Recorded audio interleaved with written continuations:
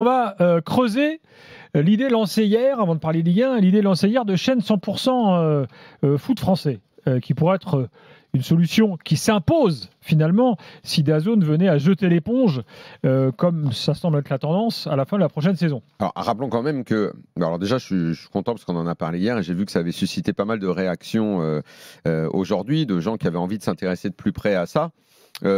C'est pas tomber de l'arbre comme ça. On sait de toute façon que dans les solutions qui vont se proposer à la fin de l'aventure DAZN, il y aura d'un côté la recherche d'un diffuseur dit classique qui va être très compliqué parce qu'a priori personne ne va se proposer, ou s'il y a quelqu'un, on sera dans des tarifs autour de 400-500 millions, et encore, je ne suis même pas sûr, parce qu'on n'arrive pas aujourd'hui, David, à identifier quel peut être cet acteur. J'intègre au débat David Glusman, notre spécialiste pognon, qui était tout à l'heure de Génération After et qui du coup est resté parce qu'on va parler pognon. Voilà.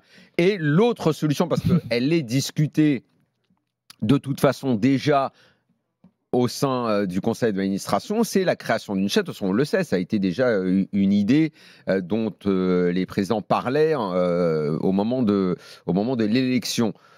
Ce que nous, on a essayé d'approfondir un petit peu, c'est quel format aurait cette chaîne-là. Parce que si c'est pour lancer une chaîne où tu n'as pas 100% de la Ligue 1, c'est voué à l'échec. Ouais. En tout cas, moi, je n'y crois pas une seconde. C'est le 100% qui est important. Et j'ajoute que 100% uniquement de la Ligue 1, ça n'est pas assez. Et qu'il faudrait que la 3F et la LFP travaillent de concert dans quelque chose qui ressemblerait à un sauvetage du football français et de son économie. Pourquoi je dis la 3F ? Parce qu'on intègre foot féminin, on crée cette fameuse Ligue 3 dont Kevin parlait hier, et des matchs de l'équipe de France, où on peut mettre, je sais pas moi, les U19 ou ce genre de compétition-là, parce que j'imagine que les Bleus, les A, intéresseront toujours les gros diffuseurs. Même les Gambardella à un certain moment. Exactement. En fait, la palette des propositions dans cette chaîne, qui en gros aurait un drapeau français, genre 100% foot français, elle peut être assez vaste. On peut mettre beaucoup de choses dessus, sans parler des programmes, aussi bien de rediff, des vieux matchs des Bleus, des vieux matchs du championnat, et des reportages sur le terrain. Moi, je trouve plein de choses à imaginer. Maintenant, il y a le modèle économique. Et là, j'amène les éléments et je parle sous le contrôle de notre contrôleur de gestion, David. Banquier, contrôleur de gestion. Ouais. Parce que l'idée sur le papier peut paraître séduisante, mais moi, je me suis amusé quand même à appeler aujourd'hui des spécialistes de la télé payante qui savent combien ça coûte. Absolument. Et déjà, ils m'ont dit, faut pas faire une chaîne. Faut faire comme DAZN et Amazon, faut que ce soit une plateforme. Parce que ça coûte moins cher, en fait. Oui. Bon. Oui. Alors, attention, écoutez bien. Production des matchs. 306 matchs de Ligue 1 sur une saison, c'est 25 millions d'euros. Quand je parle de production, c'est caméra, technicien, etc., etc. Ligue 2, allez, on le fait à moins de caméras, tout ça, 10 millions. Ligue 3, on fait encore moins de caméras, 5 millions. Bon, t'as un fonctionnement annuel de combien ? Féminine, non, il faut détailler, Daniel, c'est important. Féminine, 5 millions. Allez, Coupe de France, il y a la finale, 10 millions. Voilà, déjà, ça grève le budget. Derrière, il faut créer ta plateforme ou ta chaîne. Plateforme, 5 millions. Support technique, 5 millions également, ça fait 10. Après, il faut une rédaction. Oui. Consultant, journaliste, tout ça, 10 millions. Il faut un budget marketing pour lancer ta chaîne, pour faire le suivi. 1 million, allez, je vous le fais vraiment bas. Il faut des supports, ce qu'on appelle support pour les abonnements, pour gérer, tu vois, bon, 1 million. Total, je l'ai fait vite. À l'année ? Total, pour une année, 77. Ouais. Ça me paraît tout à fait. Maintenant, ça c'est normal et correct. Maintenant, parlons des revenus. Oui. Hier, on s'amusait à dire un abonnement à 20 €, c'est pas mal comme prix. Je pense qu'il faut aller à 25. Alors, mais si tu proposes tout, ça peut valoir le coup. Attention, petit piège. Ça dépend le nombre de mois. Petit piège, voilà, parce que les spécialistes disent attention, c'est pas un abonnement sur 12 mois, c'est un abonnement sur 10 mois. Oui. À moins que pendant les 2 mois d'été, tu arrives à trouver du contenu, machin, c'est un peu hypothétique. Abonnement sur 10 mois, faisons les calculs. Si c'est 20 €, en sachant que tous les spécialistes disent tu n'iras jamais au-delà de 2 millions d'abonnés. C'est le plafond historique. Ils ont même dit 1,5 million. Plafond historique de... Ouais. J'ai même eu quelqu'un qui a bossé presque 25 ans à Canal, et donc il connaît ça par cœur. Il a dit c'est 2 millions, tu ne dépasses pas 2 millions pour le foot. Voilà. Donc partons sur 2 millions. Sur tout le foot français, ça n'a jamais été fait quand même. Ouais, mais bon... Sur tout le foot français, tu es sûr que tu ne peux pas aller au-dessus de 2 millions pour le coup, moi qui ai toujours idée. En droit domestique, parce que tu peux le vendre à l'international. Alors, je fais le calcul basique, après tu t'amèneras des éléments plus. Donc 20 euros fois 10 mois, 200 euros, fois 2 millions, ça fait 400 millions. Tu enlèves les 77, il te reste plus que 323 millions, mais ce qui fait pas grand-chose. C'est plus que ce qu'il y a aujourd'hui. Hein. Et par contre, si tu fais l'abonnement à 30 euros, à la fin, il te reste 523 millions. Voilà. Okay. À partager pour les clubs. Mais t'as pas pris la publicité. Alors la pub, le marché publicitaire, il va quand même être important. Les spécialistes disent tu dépasses pas 2-3 millions sur l'année avec la pub. Mais McDonald's, ils ont lâché 20 millions. McDonald's, ils sont namers. C'est pas pareil que la pub sur une plateforme. Moi, je me permets quand même de rajouter les droits internationaux. Alors, on tablait sur 200 millions, mais c'est vrai que si tu les vends 80, comme ça a été le cas pendant 10 ans, déjà, si tu les vends 80 millions, ça te donne en fait un revenu. On est dans le manche de la fourchette. Non, mais moi, ce qu'on disait sur le prix, et c'est ce qu'on a dit aussi hier, et je pense que ce sera la seule et unique solution, c'est-à-dire qu'il faut créer un engouement autour de cette chaîne, et pour ça, il faudra une forme de mea culpa globale du football français. Regardez bien en face les supporters, les acteurs, en mode, les gars, on s'est planté. Oui. On se la racontait beaucoup trop, on va revenir à une forme d'humilité, par contre, on a besoin de vous. On vous le dit tout de suite. Vous aimez le football français, vous aimez votre club, vous aimez la Ligue 1, on aura besoin de vous. Peut-être que le prix... Toi, tu fais du crowdfunding. Non, mais il a raison. C'est pas du crowdfunding. Mais c'est pas mal ce que tu dis. C'est très intéressant ce qu'il dit. Mais si tu veux donner 50, tu vas être la Ligue 1. C'est ça que tu veux dire. Il y aura une reconquête. Il a raison, c'est une opération reconquête. Qui de toute façon est nécessaire parce que c'est la vérité. Un effort quasiment citoyen, en fait. Exactement. Tu dis, en fait, c'est-à-dire vous aimez la Ligue 1, vous aimez le football français, que ce soit de la Ligue 1 compliqué à infuser dans les cerveaux des supporters des fans de foot. Complètement. Après, il faudra quand même, et je dirais juste un truc qu'on n'a pas, on a échangé tout à l'heure avec Gilbert, il y a un truc quand même, je sais pas quel est le budget, mais il faudra de toute façon un budget conséquent pour lutter contre le piratage. Parce que sinon, tu n'y arriveras pas. Et une aide des pouvoirs chaîne publics, ou pas absolument. chaîne, si tu n'as pas un budget conséquent pour arriver à crypter l'histoire, que ça ne passe pas sur l'IPTV, retirer les différents coûts, de toute façon, tu n'as pas la somme minimale annoncée par Gilbert, qui est celle d'à 25 €. À 30, genre DAZN, les premiers abonnements sont sortis à combien ? 39 et 39 les premiers. Non, 29. 30. Mais moi aussi, je fais partie de ces pigeons-là. 39 sans engagement et 29 donc, à 29. Ah ouais, non, parce que moi j'ai pris la saison, c'est 29. Alors, à 29, à 30, avec tout, ce qui fait que en gros, tu concernes tout ce que le pays a de supporters de foot, qui ont un club de Ligue 1 comme référence, un club de Ligue 2, un national, et une vraie chaîne structurée avec du reportage. Et des archives surtout, Daniel, c'est vraiment ça qui manque.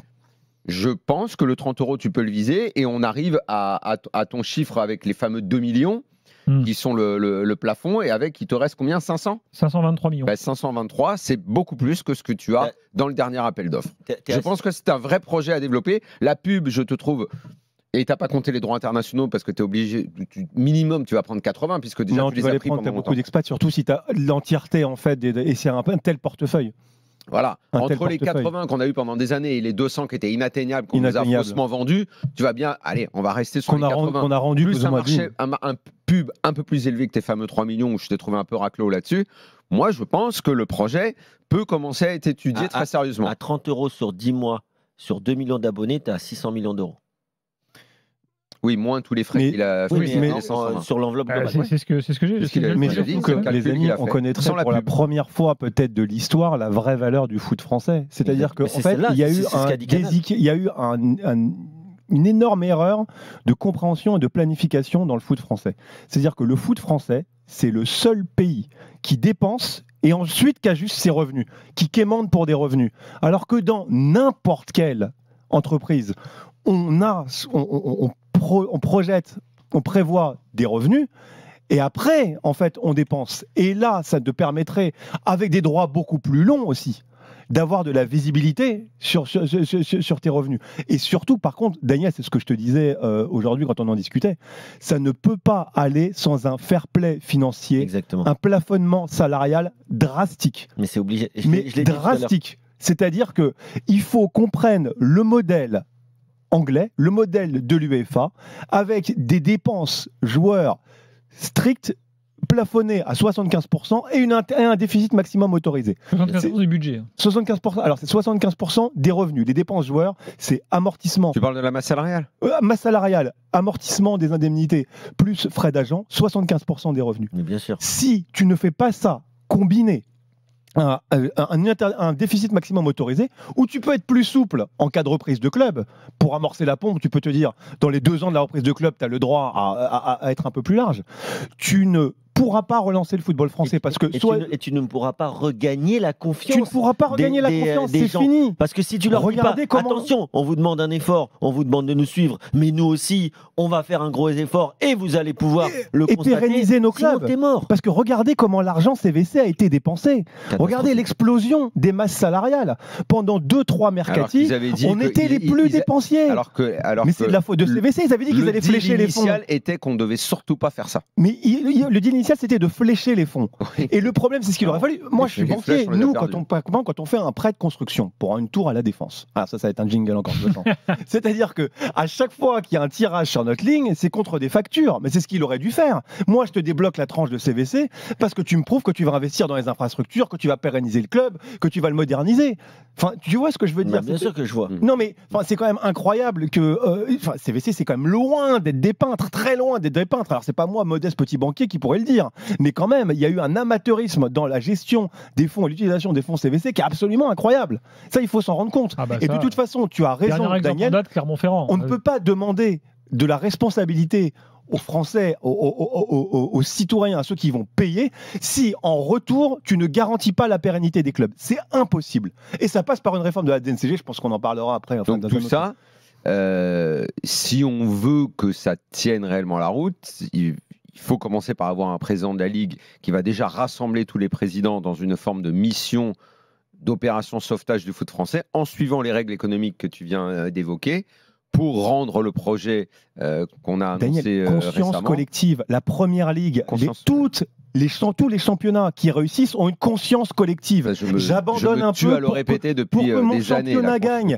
Cette théorie des locomotives fumeuses qui n'a jamais fonctionné, c'est n'importe quoi. C'est-à-dire que tous les championnats, toutes les ligues qui n'ont pas de conscience collective n'ont pas réussi. Regarde, toutes les ligues américaines conscience collective réussissent. La Première Ligue, où le ratio entre le plus doté et le moins doté en droit télé est le plus petit des 5 grands championnats, pourquoi les gens regardent la Première Ligue? Parce qu'ils savent que même si tu regardes un Leicester-West Ham, tu vas avoir des internationaux. Ça va être un match palpitant. Ils regardent un Arsenal-Luton l'année dernière, parce qu'Arsenal gagne 4-3 au bout des arrêts de jeu, parce que Luton a pu se renforcer. Enfin, sincèrement. Pourquoi les gens regardent la NFL?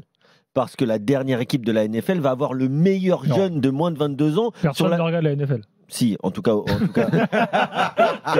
de ce côté de la table, on regarde. Vous deux, vous regardez la NFL pour nous. On est fan de la NFL, vraiment. Ah, c'est vrai. Bien sûr, on est fan de la NFL. Tous les week-ends. Parce qu'il nous lie avec. Non, mais ce qui est complètement dingue, c'est que calme-les, le dernier. Non, mais Daniel, imagine le dernier du championnat, celui qui a le pire bilan, il va avoir le meilleur joueur d'université, c'est-à-dire il va avoir ça je sais, leur système de draft. C'est complètement collectif. On n'a aucune conscience collective. Regarde, c'est chacun voit sa petite boutique. Pour ça, il faut un président de la Ligue à la hauteur des enjeux et qui va réussir à. Et il faut qu'on tape le mur. Vous allez parler d'enjeux. Il faut qu'on tape le mur. Il faut qu'on tape le mur et que tout le monde se remette en question. La DNCG, c'est un formidable outil qui a été peut-être pas dévoyé parce que c'est trop fort, mais qui maintenant, on ne lui donne pas en fait mais qui les peut être éléments. L'homme moteur de ça? Est-ce que Diallo peut être l'homme moteur en disant à la Ligue bossons ensemble? Labrune est complètement largué.